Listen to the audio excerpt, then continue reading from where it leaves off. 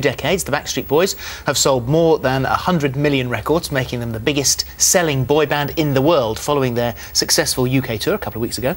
The boys popped into the studio for a chat. Yes, the rumours are true. Backstreet's back. Get comfy.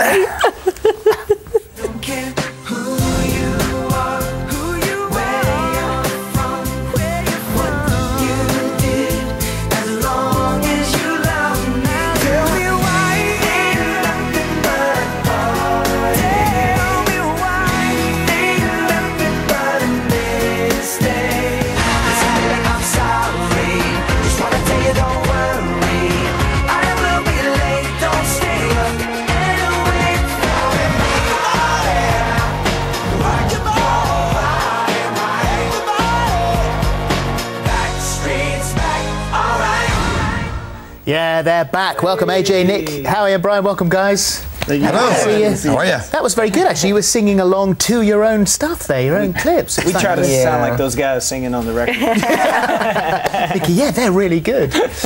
So welcome back. Welcome back to the country. You've been on the road. How have we been looking after you?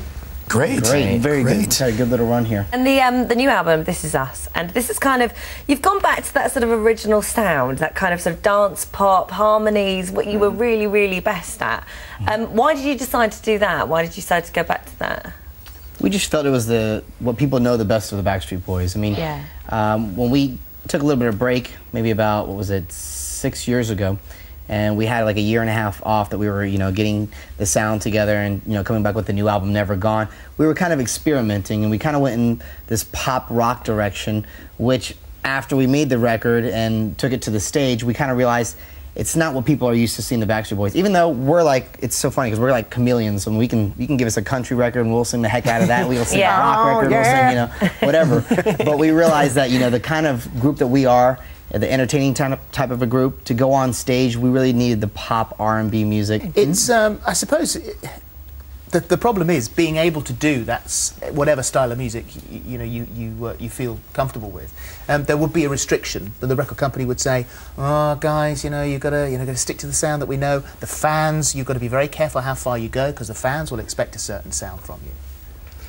Yes. No. I mean, yes and no. I think the label has allowed us to grow. I mean, we started this almost 17 years ago, and a group like ourselves doesn't really have a shelf life, we call it, for more than 2 or 3 records, and we just released the 7th CD. So I think it's just what we try to do is good quality music is timeless. And if you can continue to make good quality music, then you can be around as long as you want to be. It doesn't matter if it's country or pop or dance or Euro R&B, it doesn't matter. But I think we come from all different backgrounds, so when you take all those different music styles of what we listen to and you stir it all together, that's what that staple sound is, of like, where have I heard that before? We had Bon Jovi in here a few days ago, sitting exactly where you were sitting, and they were and they were saying, John was saying that obviously any band who has been together for that amount of time,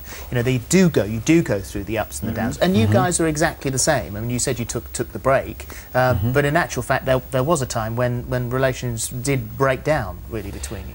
It's funny, when we speak about Bon Jovi all the time as being someone to emulate, career-wise, because we've seen them go through the hard times, and but I mean, that's just a part of it, and it's uncharted territory for the Backstreet Boys, because I mean, I don't know, they've been together probably 20-something years, at least. And we've been together 17 years, so we're continuing, and we don't know what's ahead. All that we know is that we're enjoying what we're doing. We love making music. We love going on stage and entertaining. Do you feel better equipped to be in the industry now that you're a bit older, now that you've been around the block a bit and seen it all once before? Do you feel in just a much better place now? I think so. I feel like we're definitely like seasoned veterans, believe it or not, now. Yeah. We've seen a lot. We've grown a lot in the business. I think, from when we first started to where we are now, I mean, we've not only grown up as, adults now in the business, but we've really come to learn what the business is all about. And I think we've even had a chance to, even with the break at one point, to step back and really realize what we had and what we want, and how, we appreciate the fans. So no more falling off the rails then? We're all right. We got all right. security all around us. You know, Yeah. all is said and done, and we have each other. You know, I mean, that's really what's kind of kept the steering of the ship for so many years. So what happened when? I mean, I'm assuming that this is right. That you were in New York promoting the album, got swine flu. Is this true? Yeah, I stopped rail steering fell the down. ship. Or fell in. Is it true? It was true. Is yes. it true that there's a reason for going here, this question now, because you said... Just 1 second. That's okay, don't wait. Wash your hands quickly. So you were all on your own. You say, these guys, you know, they're with me all the time, but you were suffering from swine flu and left on your own. Yes, they left me for California. Yes. Yes. In a Well, they didn't want to be But around. it was to for be the honest. best. It was for the better of the group. You know, if Yeah, I had that's to what you take it for the gotta do. team, that's what I was doing. So I was stuck in the hotel room. so. And how come you got it and nobody else did? You know, it's amazing that happened, because we were on a plane from Tokyo to New York, and it hit me like a ton of bricks the same day. Like, I had no symptoms or anything, and I broke out with a fever on the flight.